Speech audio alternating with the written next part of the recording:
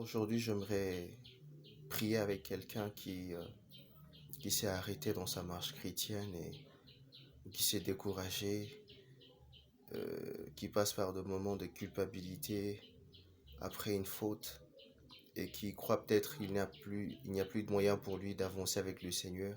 Écoutez ce que les Écritures sont en train de dire dans le livre d'Ésaïe, le chapitre 1er, à partir du verset 18.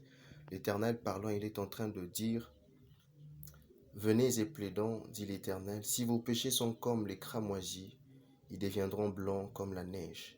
S'ils sont rouges comme la pourpre, ils deviendront comme la laine. Si vous avez de la bonne volonté, si vous êtes docile, vous mangerez la meilleure production du pays. Mais si vous résistez, si vous êtes rebelle, vous serez dévorés par le glaive, car la bouche de l'Éternel a parlé. Bien-aimés, ce n'est pas le souhait de l'Éternel que vous restiez loin de lui. Peu importe le poids, peu importe le fardeau, peu importe le mal que vous avez commis, celui qui est allé à la croix, il est allé pour vous sauver de votre péché. La Bible le dit dans le livre de Jean, le lendemain, quand Jean le vit passer, il dit: Voici l'agneau de Dieu qui ôte les péchés du monde. Son apparition, c'était afin de détruire les œuvres du diable, détruire le péché dans la vie de l'homme, pour nous donner la victoire là-dessus. Mais si aujourd'hui vous vous sentez déséquilibré parce que vous avez péché contre le Seigneur, contre l'un de ses commandements, écoutez, il est dit dans sa parole également par l'apôtre Jean, normalement vous ne devez pas pécher, mais si il vous est arrivé de pécher, sachez que vous avez un avocat auprès du Père, Jésus-Christ le juste. Oui, il est à la droite du Père pour vous défendre. Alors relevez-vous là où vous êtes. Ne restez pas sur votre péché. Ne dites pas c'en est fini de moi. Non, non, non, non, non. Ça peut encore se relancer ici et maintenant.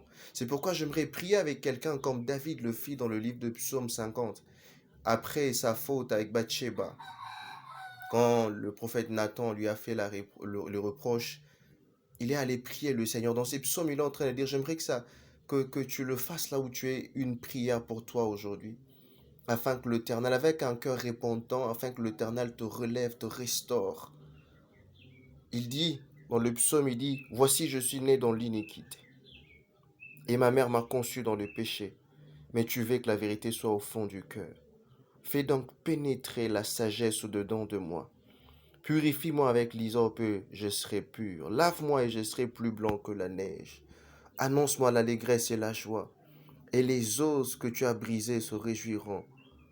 Détourne ton regard de mes péchés, efface toutes mes iniquités. Ô Dieu, crée en moi un cœur pur, renouvelle en moi un esprit bien disposé.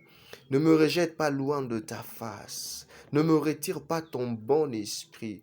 Rends-moi la joie de ton salut, et qu'un esprit de bonne volonté me soutienne.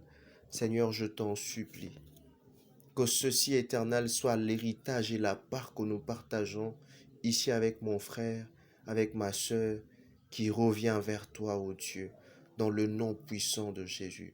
Pardonne, ô Dieu, ses fautes. Relève-le, éternel. Rétablis-le, éternel Dieu des armées. Au nom puissant de Jésus. Amen.